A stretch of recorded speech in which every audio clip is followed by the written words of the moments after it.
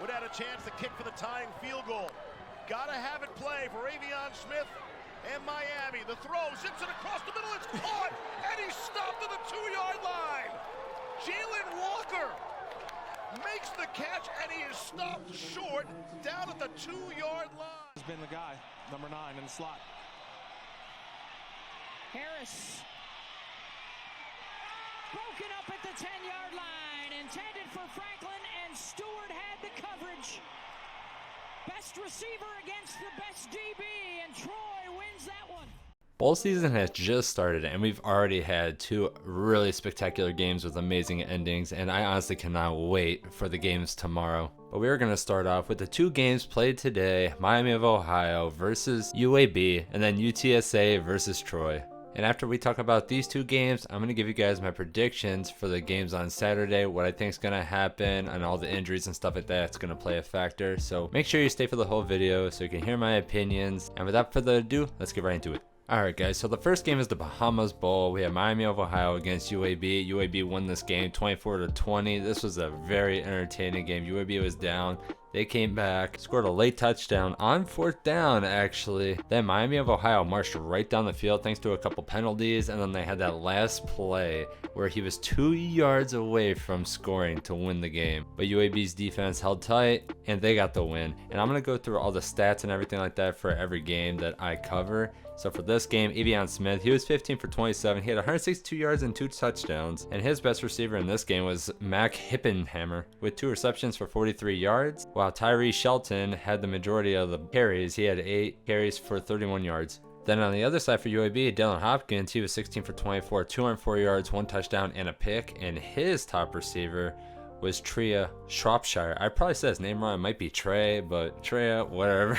And he had 6 receptions for 183 yards. And honestly, that's kind of crazy. He had 183 of the 204 yards passed by Dylan Hopkins, which the rest of the receivers only had 21 overall. So that's an amazing game by him. And their leading rusher was Jermaine Brown. He had 24 carries, 116 yards, and he had 2 touchdowns and a fumble. UAB actually came into this game heavy favorites. They were favored by 11, but I know their star running back didn't play, and then a couple other players, kind of like every other team. But I did still pick UAB to win this game. I do have the proof if you guys want my proof. I have that Capital One Bowl Mania I'm doing. I'm 2-0 to start. I guess this game right and the next game we're about to talk about. And speaking about the next game, UTSA versus Troy was also a thrill that came down to the last place. And unlike the other game, the spread was actually for UTSA. Everyone was picking UTSA to win this game. UTSA did not. I know Frank Harris is really good as a quarterback, but Troy's defense is literally insane. They won 18-12. Honestly, most of their points, if not all their points, came off of turnovers. Actually, I do think that their last field goal did not come off of turnovers. So 3 points didn't come off turnovers for Troy. And that speaks volumes of this game. The reason UTSA really lost was because of the turnovers. Frank Harris threw 2 interceptions and they fumbled the ball 4 times, and you just cannot do that and win. They would have won if they didn't make any of those mistakes, or even not even like 2, if they didn't commit 2 of those mistakes. If they only fumbled twice, or if they didn't throw the 2 picks, they would have won. So that's just how much it matters. And Troy, they fumbled the ball twice, but they didn't lose any of that. I mean, Gunnar Watson did throw 2 interceptions, but they really didn't amount to anything. I did pick Troy to win. It was an upset game. Their defense has been playing really good all season long. UTSA really could not move the ball on them. As you could tell, 12 points for UTSA is not good. And getting into the stats, Frank Harris, he was 23 for 42, 198 yards, 1 touchdown, 2 interceptions. His top receiver was Zachary Franklin, and he had 8 receptions, 36 yards, which is really nothing for this team. And then for rushing, you have Kavorian Barnes. He was 21 carries, 132 yards. They should have ran the ball more because really Frank Harris wasn't able to do much. They should have ran at least 30 times with Barnes because they were actually moving the ball with him. But looking on the other side, for Troy, Gunnar Watson, he was 13 for 23, 113 yards, 1 touchdown, 2 interceptions. He played worse than Frank Harris, but at the end of the day, it was the turnovers. His top receiver was Ray J. Johnson. He had 2 receptions for 41 yards, and their top rusher was Kimani Vidal. He had 22 carries, 73 yards. And in total, Troy only had 173 yards in this game. UTSA had 345. And again, that speaks volumes. You cannot turn the ball over. But Troy also held the ball for 32 minutes, while UTSA only had it for 12. So I guess that's another reason that they won. Alright, now I'm going to get into the games for tomorrow, and we're going to start off with Cincinnati and Louisville. I have Louisville winning this game 17-13, very low scoring. Both quarterbacks aren't playing, starting quarterbacks. Louisville starting quarterback isn't playing. Cincinnati starting quarterback Ben Bryant isn't playing, and they have looked really awful with their backup. So I really don't think that this game is going to be more than like 40 points overall. That's why I picked it 13-17.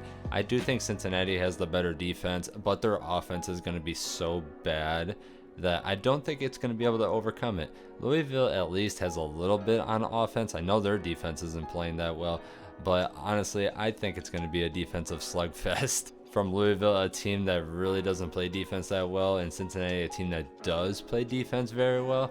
I just believe that Louisville's offense is better than Cincinnati's offense, missing Ben Bryant. And I'm pretty sure Vegas knows that because they are picking Louisville to win this game. So at the end of the day, all things considered, I think Louisville has the better chance to win. I think they're the better pick. I know everyone's picking Cincinnati. When I'm doing my Bowl Mania challenge, everyone is still picking Cincinnati to win. I think it's like 82% that people are picking Cincinnati, but I don't think that they know that Ben Bryant isn't going to play. And I know Cade Cunningham isn't playing for Louisville, but they're a better offense, I believe, without him than Cincinnati's offense without Ben Bryant. Literally, Cincinnati's offense has been garbage this year, and without their starting quarterback, it's just going to be awful. I'm picking Louisville to win, and I would also lay the points. Louisville wins by 4 or more. Now for our next game, we have another starting quarterback that's not playing, and that's with Florida, Anthony Richardson, not playing in this game. The backup will be in. I actually have Oregon State winning this game 28-20. They're also favored by 8. I have them just barely covering that in the Las Vegas Bowl. I really don't know why this was a bowl matchup because Florida is definitely outmatched. Oregon State is going to win this game by 8 or more. And it's not because I think Florida is a bad team, but they are 6-6 and Oregon State is 9-3. They're ranked and they have beaten some quality teams, where Florida, I get it. They're from the SEC and they have a lot of history and all that, but this is not the same team, especially missing their quarterback. This game isn't going to be the best game. And honestly, I think Oregon State's going to be up like 28-10 in this game, and then Florida's going to score a couple times at the end to make it 28-20. So I'm picking the Beavers. They'll get it done in Las Vegas, and they'll have their first 10-win season in a while and be 10-3, while Billy Napier in his first year at Florida is going to have a losing record at 6-7. Moving on, after that game, we actually have Fresno State, which I actually put in the top 25. They're 9-4. They've been playing the best football that they've played the last few weeks, and I honestly believe that this team is really good. That's why I put them at 25 in my final rankings. In the LA Bowl against Washington State, a team that kind of fell off at the end but had a strong start, but they kind of started to fall apart. Fresno State is actually favored by 3.5 points in this game, and I believe wholeheartedly that they are going to win by more than 3.5. Please just lay the points. I know Fresno State's a good team. I would pick them all day. Cameron Ward's a decent quarterback, but I don't think he's good enough, and I don't think he's better than Jake Haener from Fresno State. And by the way, Fresno State has won 8 games in a row after starting the season 1-4, and I believe that's going to keep going. They're going to get to 10 wins. They're going to be 10-4. Fresno State wins by 9 or more. Lay the points. Next game up is the Lending Tree Bowl, and we got Southern Miss against Rice. And honestly, I'm a little confused on this bowl too. Southern Miss has actually played really well this year, and Rice has not. And I think Rice is 5-7, so they barely made a bowl. Southern Miss is 6-6, but they've played a lot better, and they've also played better teams this year. I also think that Rice is on like a 3-game losing streak or something like that. Someone fact check me. But really, to each their own. Rice, they did beat UAB, which UAB is a good team. We just talked about them earlier. But Southern Miss, they beat an even better team in Tulane, which is the Group of 5 representative this year, playing the Cotton Bowl against USC. So if you really want to compare resumes, you just have to take Southern Miss in this game as well. I think they ride the momentum of their last win. They actually lost 3 in a row before winning their last game. So I do think they win this game. I think they win it comfortably. Lay the points on this game as well. And speaking about injured quarterbacks, we got BYU and SMU. I have SMU winning this game 27-21, the New Mexico Bowl. And as everyone knows, Jaron Hall, the starting quarterback for BYU, is not playing. He's been hurt basically this whole season. It's been a very, very up and down, probably a letdown season for BYU. And kind of by SMU. A lot of people thought SMU was going to be a 10-win team as well as BYU. So both of these teams kind of didn't perform like we thought, but BYU definitely had a better chance if Jaron Hall played, but him getting hurt, they have looked awful without him, and I don't see any way possible that they win against Tanner Mordecai and the Mustangs. I just don't. This BYU team is really beaten up. I know their defense is decent, and I know SMU's defense is not decent. So I pick BYU to score 21 points. They might score a little bit more, but SMU might put up like 40. It really all depends if SMU is going to lay it on them or not. I do think BYU has a solid defense and they'll keep it close. But at the end of the day, SMU is going to win, and it's going to be by more than 4, I believe anyway, just because of how anemic BYU's offense is going to be.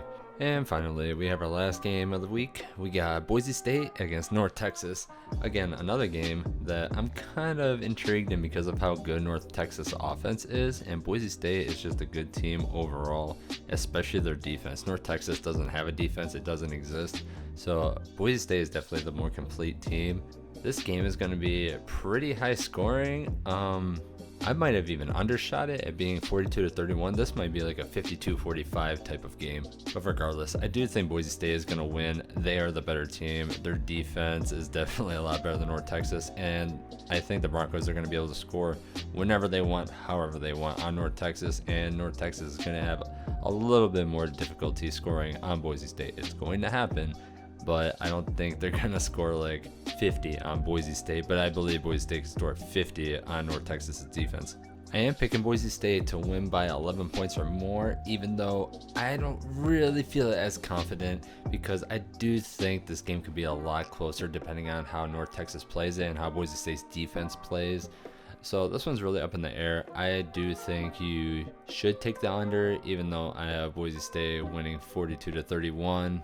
But those are my predictions for this weekend. I'm going to be making another video tomorrow after all the other games are played, and I'm going to give you guys my thoughts and impressions, talk about any upsets and things like that. Leave a comment in the comment section below on who you think is going to upset who did I get right, who did I get wrong, and I'll see you guys all tomorrow. Peace.